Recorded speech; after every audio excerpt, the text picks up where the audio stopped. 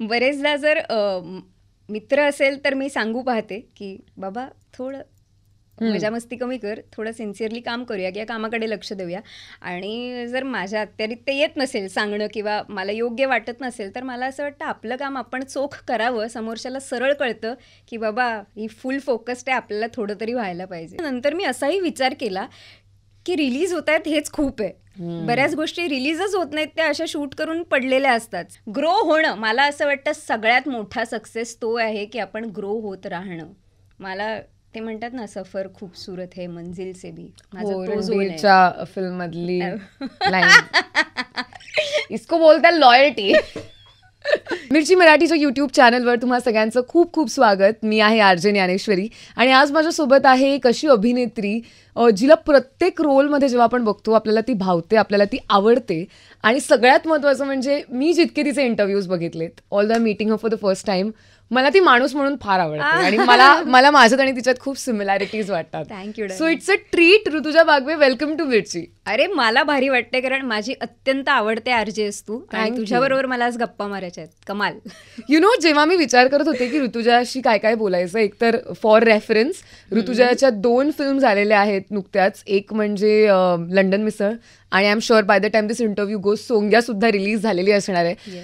So एका कलाकारासाठी धपाधप काम बाहेर येणं हे फिलिंग कसं आहे? अरे खूप छान फिलिंग आहे कारण ना बरेचदा काय होतं मराठी फिल्म्स शूट होतात पण त्या रिलीजच होत नाही. आणि ह्या दोन्हीही होत आहेत आणि 2 वेगळ्या भूमिका आणि जॉनरास पण वेगळे आहेत दोन्ही फिल्म्सचे. राईट. सो मला असं वाटतं की ऍक्टर म्हणून मी काहीतरी प्रूव्ह करण्याची संधी मला पुन्हा एकदा मिळाली, त्यामुळे देवाचे आभार. आणि बघू आता प्रयत्न केलाय कसं वाटतंय लोकांना. पण खूप वेगवेगळ्या पद्धतीचं काम या दोन्ही फिल्म्समध्ये आहे. म्हणजे अगदी विषयाशी रिलेटेड आपण म्हटलं तरी सुद्धा, तू कशी दिसतेस ह्याच्याशी रिलेटेड म्हटलं तरी सुद्धा, एका फिल्ममध्ये तू फक्त ऋतुजा आहेस, एका फिल्ममध्ये तू मुलगाही आहेस, मुलगीही आहेस, असंही काय काय. म्हणजे एखादी अभिनेत्री हुशार असली तर किती पद्धतीने एका फिल्ममध्ये तिचा वापर करावा ह्याचं एक उत्तम उदाहरण आहे.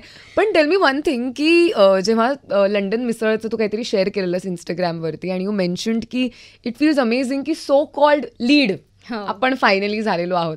फर्स्टली मला सांग, तुला असं वाटतं का पर्सनली की हा लीडचा कॉन्सेप्ट अजूनही रेलेव्हंट आहे किंवा असावा इन द फर्स्ट? माझ्या डोक्यात तरी तो नाहीये आणि तो नसावाच. मला असं वाटतं कुठलंही कॅरेक्टर महत्वाचं असतं. मग तुमचा स्क्रीन टाईम किती माझ्यासाठी कधीच महत्त्वाचा नसतो.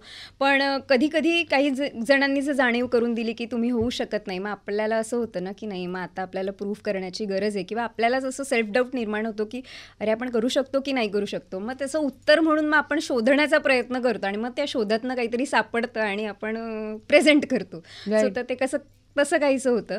पण माझ्यासाठी नेहमीच पात्र महत्त्वाचं असतं की ती भूमिका काय आहे, तिचं म्हणणं काय आहे आणि मी आधीपेक्षा काही वेगळं करते का, हे 3 प्रश्न मी विचारते आणि त्याच्यात जर ते सगळे टिक झाले तर मी ते करते.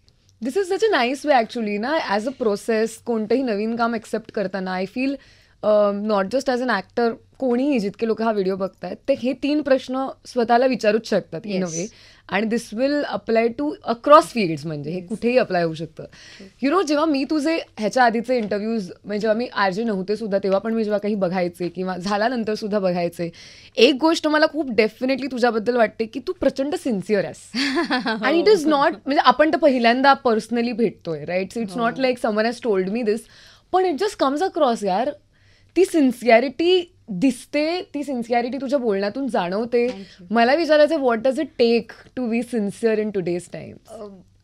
I don't know. मी अशीच आहे. मी मिलिटरी स्कूलची आहे, त्यामुळे डिसिप्लिन माझ्या अंगात आहेच. आणि एखादी गोष्ट करायची ठरवली की ते पूर्ण करायचंच आहे. मग त्याच्यासाठी कितीही मेहनत लागली तरी मी करायला तयार असते.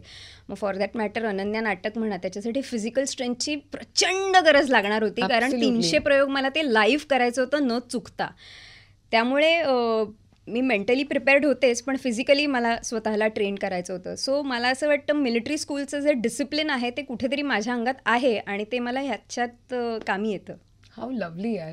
पण या सिन्सिअरिटीचा कधी फ्लिप साईड तू एक्सपिरियन्स केली आहेस? कारण आपण सिन्सिअर असतो पण आपल्या आजूबाजूचे सिन्सिअर असतीलच असं नाही, आणि बऱ्याच वेळेला अनफॉर्च्युनेटली ते नसतात सुद्धा. अशा वेळी तू कसं डील करतेस?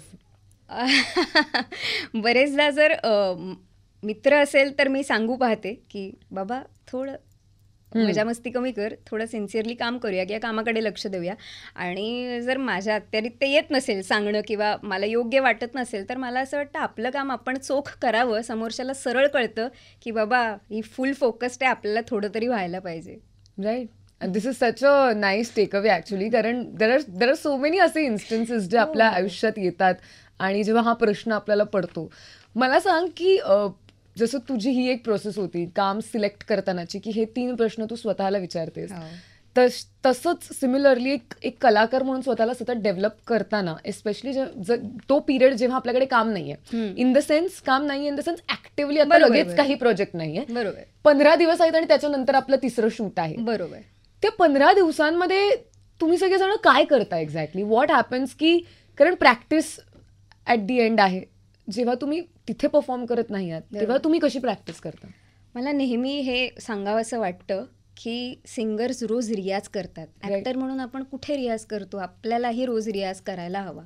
सो आपला रियाज म्हणजे काय असो? वेगवेगळे इमोशन्स करून बघणं किंवा काही छान कामं बघणं, काही लोकांचे इंटरव्ह्यूज बघणं, काही वाचन करणं किंवा आपल्या आवाजाची पट्टी पडताळून पाहणं, आपण कुठल्या पीचमध्ये बोलतो. कारण ॲक्टर म्हणून वाचिक अभिनयसुद्धा तितकाच महत्त्वाचा आहे. आणि वाचिक अभिनय म्हटला की आपल्या आवाजाचा पीच म्हणा, थ्रो म्हणा, व्हॉल्यूम म्हणा, हे सगळं त्याच्यात आलं. त्यामुळे सारेगमपची प्रॅक्टिस आपण पण सिंगर्ससारखी रोज करायला हवी असं मला वाटतं. सो मला जेव्हा जेव्हा वेळ मिळतो तेव्हा मी हे करत असते माझ्या परीने.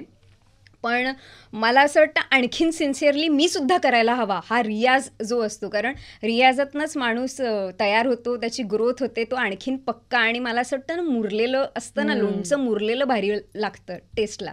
सो ॲक्टर पण असं मुरलेला पाहिजे असं मला वाटतं. ॲब्सोल्युटली. वाव, दॅट इज, मी जे स्टार्टिंगला म्हटलं की मला असं वाटतं की ही मला का आवडते ह्याचं उदाहरण ते तिने सांगितलेलं आहे स्वतःच्या उत्तरातून.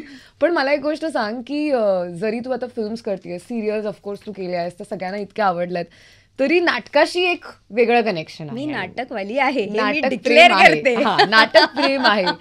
प्रत्येक कलाकार जो नाटक करत असतो किंवा इव्हन आधी नाटक केलेलं असतं, कधीही नाटक का केलेलं असतं ना, त्याच्याकडे एक गोष्ट असते की थिएटरनी मला काय दिलं अशी. आणि प्रत्येकाची ती वेगवेगळी असते, काहीही असू शकते, राईट फ्रॉम कॉन्फिडन्स टू बोलणं टू एनिथिंग.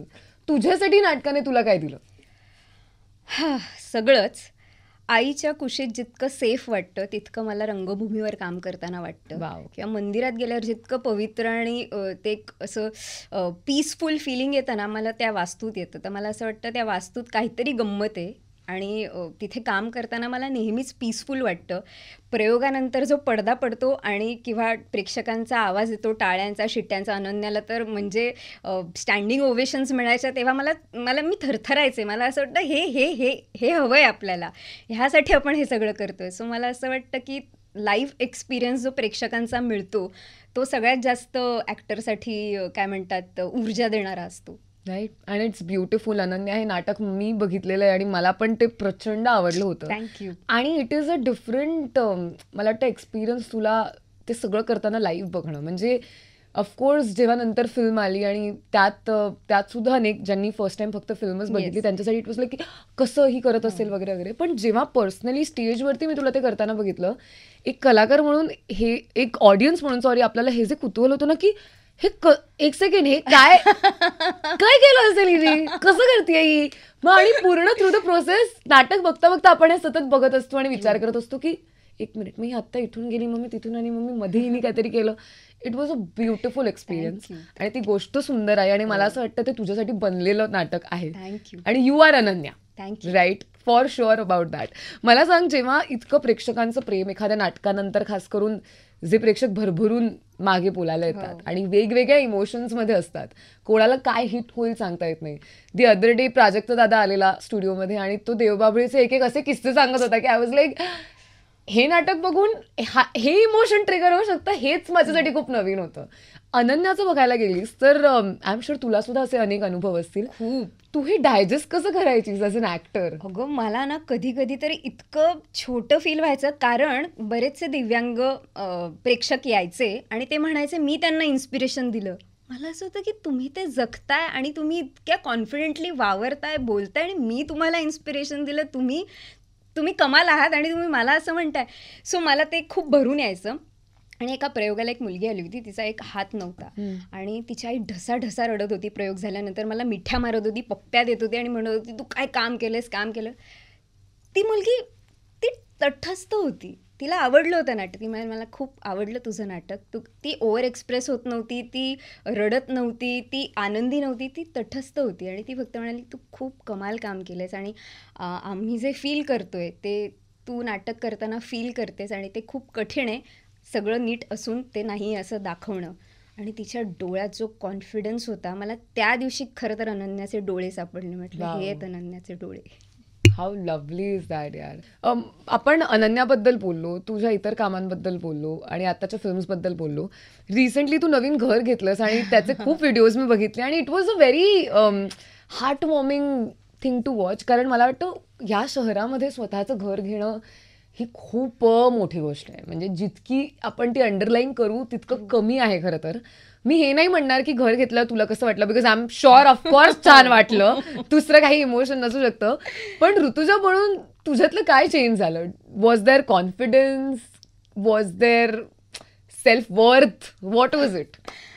माहीत नाही, मला असं वाटतं मी आणखीन जास्त कॉन्फिडेंट आणि मी आईशी खूप अटॅच्ड आणि इमोशनल आणि डिपेंडंट पण होते. तर आईची इच्छा होती की मी एकटं जाऊन राहावं आणि स्वतःचं घर घ्यावं. तिचं असं म्हणणं होतं, मुलीने प्रत्येक मुलीने स्वतःचं घर घ्यावं, इंडिपेंडंट व्हावं, मग फायनान्शियली असो, मेंटली असो आणि बऱ्याच गोष्टींमध्ये. सो ते होतं, तर मी घेतलं. मला आधी वाटत नव्हतं की मी एकटी जाऊन राहू शकेन. मी घर घेतलं, फायनान्शियल आणि हे सगळ्या गोष्टी सेट होत्या, कारण माझं आधीपासून खूप प्रिपरेशन सुरू होतं. कठीण माझ्यासाठी काय होतं, आईबाबांना सोडून तिथे एकटं जाऊन राहून दाखवणं. सो मी जरा डायसी होते, पण नाही यार, 4 दिवसात त्या घराने मला आपलंसं केलं आणि मला मजा येते आता तिथे. वाव यार, हे this is a big deal. कारण मी माझ्या आईसोबत राहते आणि just to imagine it is very difficult. So kudos to you आणि कुडोज टू तुझी आई, जिला वाटलं की आपल्या मुलीनी हा अनुभव घ्यावा. कारण बऱ्याच वेळेला ते कनेक्शन इतकं स्ट्रॉंग असतं की दोन्ही पार्टीजना वाटत नाही, की असं होतं की कशाला उगाच, आपण छान आहोत ना, कशाला सुखाचा जीव दुःखात घाला. मला नेहमी असं वाटतं, आई मला ना प्रिपेअर करत असते पुढच्या गोष्टींसाठी. सो हे तिचं डोकं खूप पुढपर्यंत चालतं, ती मला प्रिपेअर करते गोष्टींसाठी, एकटं कसं लढायचं, एकटं कसं राहायचं आणि सगळंच. म्हणजे हाऊ लवली इज दॅट. मला सांग ऋतुजा की आता अभी इसके बाद कोई डिस्टर्ब नाही करेगा, टच वर्ड. ओके, हा. मला सांग ऋतुजा, 2 फिल्म्स आलेले आहेत आणि जेव्हा म्हणजे अनेक राऊंड टेबल कॉन्फरन्सेस आणि डिस्कशन्स मी आतापर्यंत युट्यूबवर बघितलेत अबाउट फिल्म्स, मराठी फिल्म्स खास करून, त्याचं प्रमोशन, मग कसं पाहिजे, मार्केटिंग कसं पाहिजे, वगैरे वगैरे वगैरे. तुला पर्सनली किती वाटतं की एखाद्या ऍक्टरचा किती इन्व्हॉल्वमेंट असली पाहिजे एखाद्या फिल्मच्या प्रमोशनल प्लॅनमध्ये? आत्ता मार्केटिंग पण तितकंच महत्त्वाचं झालं. नुसतं करून उपयोग नाही, तो लोकांपर्यंत पोहोचतच नाही. लोकांना माहीतच नसतं की ही एक फिल्म आली आहे. सो ते पोहोचवणं आत्ताच्या काळात खूप गरजेचं झालं आहे. त्यामुळे मला असं वाटतं, ॲक्टर म्हणून आता काम केलं आहे आणि तर प्रोड्युसर्ससाठी ते पोहोचवणंही गरजेचं आहे. खरं तर ॲक्टर म्हणून माझं काम डबिंगनंतर संपलेलं असतं, माझ्यातनं ते कॅरेक्टर गेलेलं असतं. पण काय म्हणतात, एक प्रोफेशनल अप्रोच म्हणून मी ह्या सगळ्याकडे बघते आणि ते करायला हवं प्रोड्युसर्ससाठी, किंवा ती फिल्म चालावी, आपलं काम लोकांपर्यंत पोहोचावं, त्यासाठी मार्केटिंग आजकालच्या काळात करावंच लागतं आहे. सो तो आता काय अविभाज्य घटक झालेला आहे. नाही, ॲब्सोल्युटली. पण जेव्हा असं होतं, कारण आता मी म्हणजे या फिल्म्सच्या बाबतीत पण झालं की खूप शॉर्ट स्पॅन ऑफ टाईम आहे 2 फिल्म्सच्या रिलीजच्या मध्ये, आणि मी या दृष्टीने विचारते की टचवूड आता मराठी ऑडियन्स बराच थिएटरमध्ये जाऊन फिल्म्स बघतोय, ही खूपच चांगली गोष्ट आहे आणि मला असं वाटतं अनेक पटीने ते जास्त व्हायला पाहिजे. पण जेव्हा ॲज अन आर्टिस्ट तुझी 2 मोठी कामं एवढ्या कमी गॅप मध्ये असताना येत आहेत, थोडंसं ते मनात होतं तुझ्या की अरे यार, थोडंसं मध्ये अजून 1 आठवडा पण ऍड करूया हवं तर? हो, असं जाणवलं. पण नंतर मी असाही विचार केला की रिलीज होत आहेत हेच खूप आहे. बऱ्याच गोष्टी रिलीजच होत नाहीत, त्या अशा शूट करून पडलेल्या असतात. सो मला असं वाटतं की माझा स्वभाव असा आहे की जे आहे त्याच्यात काय चांगलं आहे शोधावं आणि जे नाही आहे ते त्याचा विचारच करू नये. तर माझ्या स्वभावानुसार मला आय एम ओके की चला, ॲटलिस्ट मी केलेली कामं लोकांपर्यंत पोहोचत आहेत. राईट. टॉकिंग अबाउट द कलाकार दॅट यू आर, म्हणजे ह्या तर सगळ्या गप्पा झाल्या कामाशी रिलेटेड आणि बाकी गोष्टींशी रिलेटेड. आता let's move on to Rutuja as a कलाकार कशी आहे. जर मी तुला विचारलं की असे कोणते कलाकार आहेत किंवा अशा कोणत्या गोष्टी आहेत ज्या बघितल्यानंतर तुझ्यातली क्रिएटिव्हिटी कुठेतरी चॅलेंज होती असं तुला वाटतं? असं वाटतं की यार एक सेकंड, हे काय होतं, एक minute, makes you self introspect, तुला जास्त काम करण्याची इच्छा त्यांनी मिळते, ऊर्जा मिळते, तू अवाक होतेस, तुला असं वाटतं की हे खूप अनअचिवेबल आहे. हु आर दोज पीपल, कोणती आहेत ती कामं, आम्हाला जाणून घ्यायला आवडेल. असे स्पेसिफिक काही ॲक्टर्स आहेत ज्यांची कामाला प्रचंड आवडतं आणि हे आपल्याला कधी जमणार असे प्रश्न पडतात. पण आता आपण सगळेच खूप कॉन्टेंट बघतो, मग तो बाहेरचा असू दे, आपल्या देशातला असू दे, आणि कुठल्या तरी ॲक्टरची एक रिॲक्शन पण मला आवडून जाते आणि सुद्धा ही रिॲक्शन मला लक्षात ठेवायची आणि माझ्या पद्धतीने कधीतरी वापरायची. मग मी ती देऊन बघते किंवा त्याने काय विचार केला असेल ह्याचा मी विचार करते. आणि कलाकार जे आवडतात तर मग मला मराठीतले म्हणशील तर मुक्ता बर्वेचं काम प्रचंड आवडतं. तिचा जो स्टेजवरचा प्रेझेन्स आहे तो मला दुसऱ्या कुठल्याच अभिनेत्रीत जाणवला नाही आहे स्टेजवरचा. तो इतका कमाल आहे. मी फायनल ड्राफ्ट नाटक पाहिलेलं, मी आजही त्या नाटकाचा प्रयोग विसरू शकत नाही. माझ्या डोळ्यासमोर ते नाटक तसंच्या तसं आहे आणि त्या नाटकानेच कुठेतरी मला इन्स्पायर केलं ॲक्टर होण्यासाठी. कारण तेव्हा मी एकांकिका स्पर्धा वगैरे करत होते, तर असं झालं मला हे करायचं आहे असं काहीतरी. आणि जेव्हा तिने अनन्याचा प्रयोग पाहून ती मला म्हणाली की तुझा स्टेजवरचा वावर माझ्या डोळ्यासमोरून हलत नाही आहे, तर तेव्हा मी ढगात होते. म्हटलं बास, हे काय घडतंय आपल्याबरोबर. त्याच्यानंतर सई तामणकर, स्क्रीन प्रेझेन्स, ती काय डोळे आहेत तिचे, कमाल काम करते. मला तिच्यासारखं, आणि ती व्हेरियस रोल्स करते. मला असं वाटतं तिला काहीच अशक्य नाही, ती सगळं करते. सुबोध भावे, आणि सुबोध भावेचं काम मला खूप आवडतं आणि त्याच्यावर मला काम करण्याची संधी मिळाली. त्यामुळे ॲक्टर म्हणून आपणही ग्रो होतो जेव्हा समोर एक कमाल ॲक्टर असतो. त्याच्यानंतर रणबीर कपूर मला प्रचंड आवडतो. हे आम्ही खूप ऐकलंय, रणबीर कपूर कनेक्शन तर ते प्रेम आहे. ते माझ्या बेडरूम मध्ये एक फोटो वगैरे पण आहे. अरे बापरे. सो मला त्याचं काम प्रचंड आवडतं. आणि असं कसं करतो हे सगळं तो. ते आलिया भट आवडते, विद्या बालन आवडते, खूप ॲक्टर्स आहेत यार. इरफान खान, त्यांची कुठलीही फिल्म काढून बघा यार, असं होतं की कुठून कसं करतात हे, कधी जमणार आपल्याला. I can imagine. बट जर आपण आता फॉर एक्झाम्पल, आता तर बरेच हे सगळे ॲक्टर्स झाले, बऱ्याच वेळेला असं होतं ना, जसं तू म्हणालीस की जर रियाज म्हटला तर एक अभिनेत्री आहे तर फक्त अभिनयातच काम बघेल असं नाही, किंवा त्यातूनच तिला इन्स्पिरेशन मिळेल असं नेसेसरी नाही आहे. रादर ॲक्च्युली जगण्यातनंच इन्स्पिरेशन मिळत असतं. पण अपार्ट फ्रॉम दॅट, म्हणजे अभिनय हे जर मी वगळलं या लिस्टमधलं, तर लिखाणाच्या बाबतीत, वाचनाच्या बाबतीत, किंवा मे बी डान्स असेल, मे बी तिसरीच काहीतरी कला असेल, ह्या काय काय तू एक्सप्लोअर करतेस, काय तुला करायला आवडतं आणि कशाने तुला ट्रिगर्स मिळतात? मी भरतनाट्यम विशारद आहे, त्यामुळे डान्स संघ आहे मला, त्यामुळे त्या गोष्टी बघायला मला खूप आवडतात. किंवा मला इंटरव्ह्यूज ऐकायला खूप आवडतात. मग ते कुणाचेही असो, कुठल्याही फील्डचे. तर मला स्पोर्ट्स पर्सन्सचे पण आवडतात, कारण ते अत्यंत डिसिप्लिन्ड असतात. त्यामुळे त्यांची मेहनत खूप असते, सो ते ऐकायला आवडतं.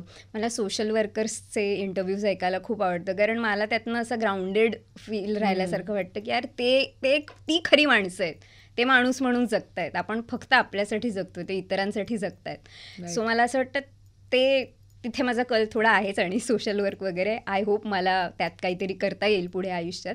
त्याच्यानंतर डिरेक्टर्सचे इंटरव्ह्यू ऐकायला आवडतात, कारण त्यांचं जे विजन आहे ते ॲक्टरपेक्षा खूप मोठं असतं. सो डिरेक्टरची काय प्रोसेस असते, किंवा त्याला ॲक्टरकडनं कसं काढून घ्यायचं असतं, किंवा तो फिल्म कशी बघतो, किंवा नाटक कसं बघतो, किंवा जे माध्यम आहे त्यातला दिग्दर्शक तो प्रोजेक्ट कसं बघतो, हे मला जाणून घ्यायला आवडतं.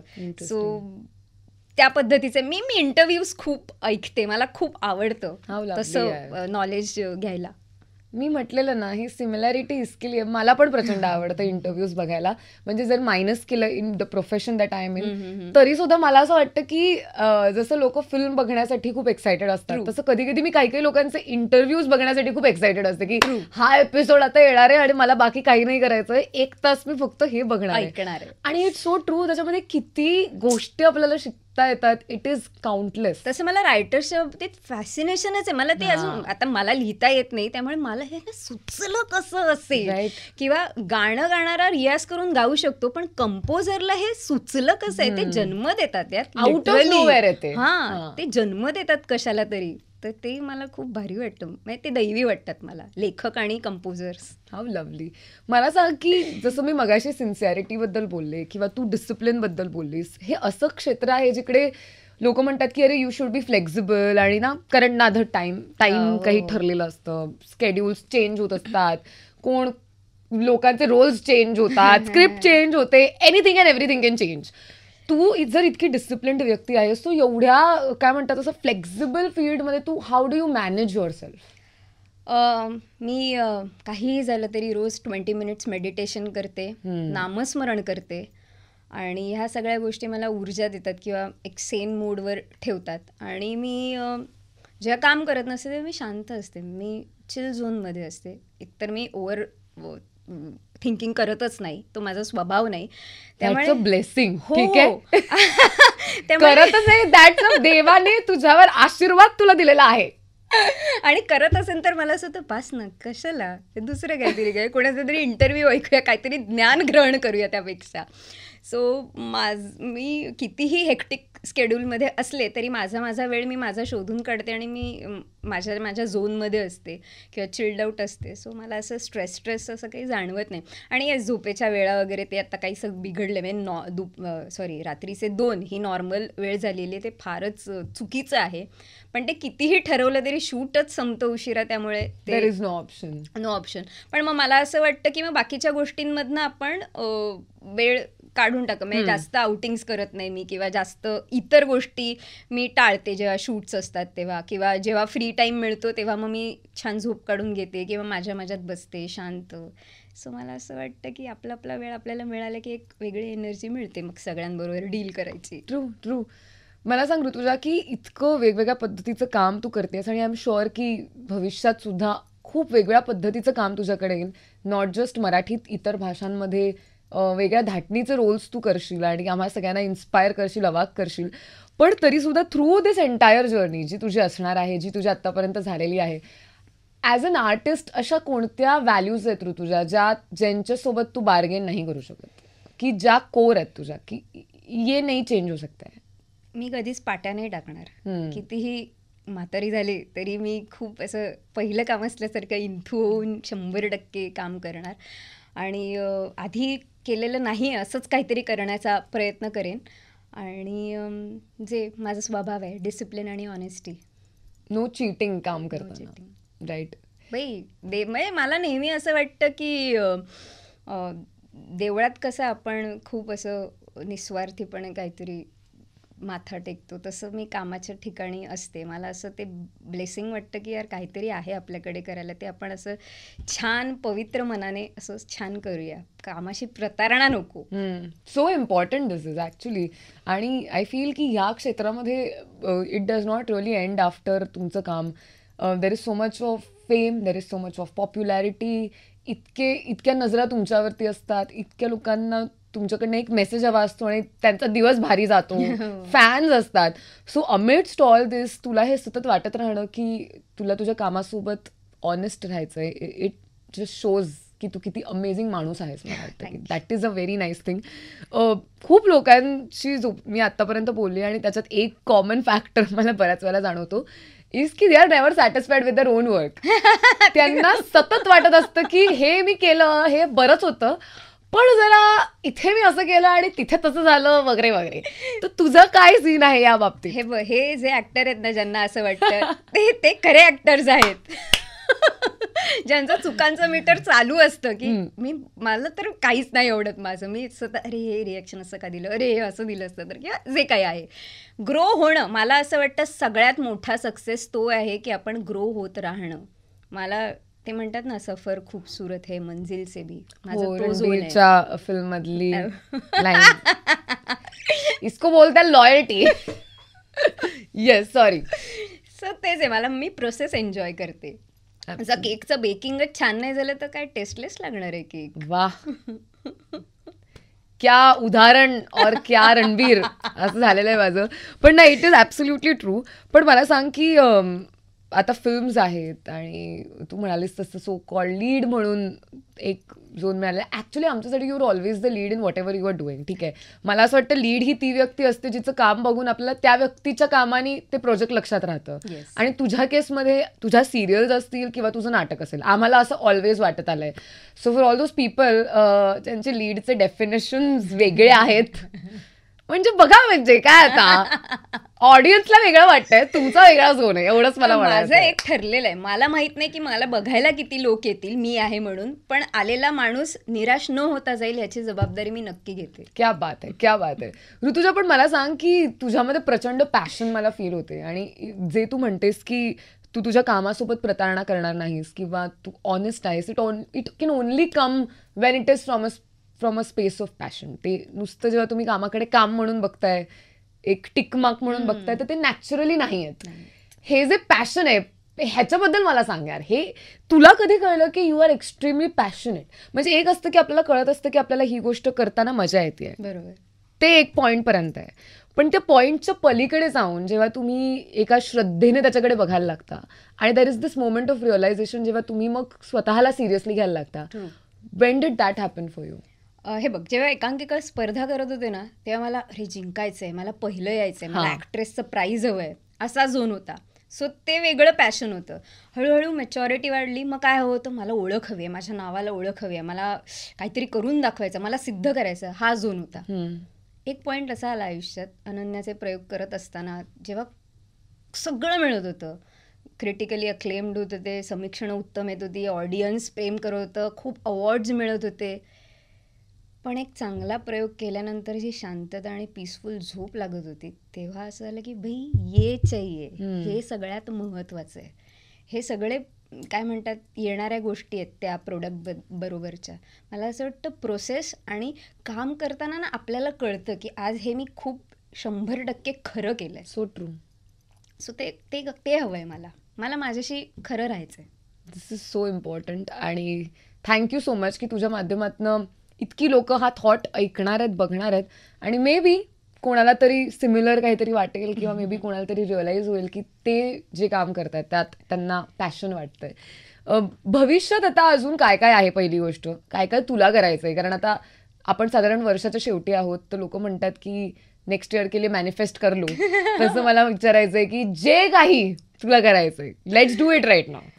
मला खूप असंख्य विविध रोल करायचे आहेत, मग त्याची लेंथ काही असू दे, असे काहीतरी हटके रोल करायचे आहेत जे मी आधी केलेले नाही आहेत, आणि सगळ्या क्षेत्रात म्हणजे सगळ्या फील्डमध्ये करायचं आहे. फील्ड म्हणजे माध्यमातनं, नाटक असो, वेबसिरीज असो, फिल्म असो, सिरियल असो, काही, फक्त कॅरेक्टर असं कमाल पाहिजे. How lovely. Let's manifest that. आणि आम्हाला खूप बघायला आवडेल तुला ऋतुजा वेगवेगळ्या भूमिकांमधून. खरंच असं वाटतंय की एक तुझं नाटकही आता यायला हवं. There has been a long gap. अनन्याच्या ऑडियन्सला हे जे काही तुम्ही डिस्टंट केलंय. मी स्वतः वाट पाहते, मला असंख्य नाटकं आली, पण मला आवडतच नाहीये काही. मला असं झालं भाई अनन्याला थोडं मी रिस्पेक्ट दिला पाहिजे. आपण चांगलं काम केल्यानंतर that becomes a new standard. म्हणजे लोकांनी सेट करणं तर दूरची गोष्ट झाली, आपलंच काम आपल्यासाठी जे एक स्टँडर्ड सेट करतं. अनन्याला वाईट वाटायला नको ना, काय हे काय केलंस तू माझ्यानंतर. सो युअर्स विशिंग की तसं नाटक लवकरात लवकर तुझ्याकडे यावं, ते तुला आवडावं, आणि आम्हाला तुला थिएटरमध्ये येऊन परत मिठा मारता याव्यात, तुझं कौतुक करता यावं, अनेक लोकांचे डोळे पाणावावेत, अनेक लोकांना हसायला यावं त्याच्या माध्यमातनं. आणि तुला तुझ्या सगळ्या कामांसाठी खूप खूप शुभेच्छा. आणि मला असं वाटतं इरिस्पेक्टिव्ह ऑफ तू काय करतेस आयुष्यामध्ये, for me you will always be an extremely passionate person, आणि जिच्यासोबत मी रेझोनेट करू शकते on a 1-to-1 level. So thank you so much firstly तू आज इथे आलीस, आणि this part of the conversation will always be special. Same here. Thank you so much. Thank you, darling. Thank you.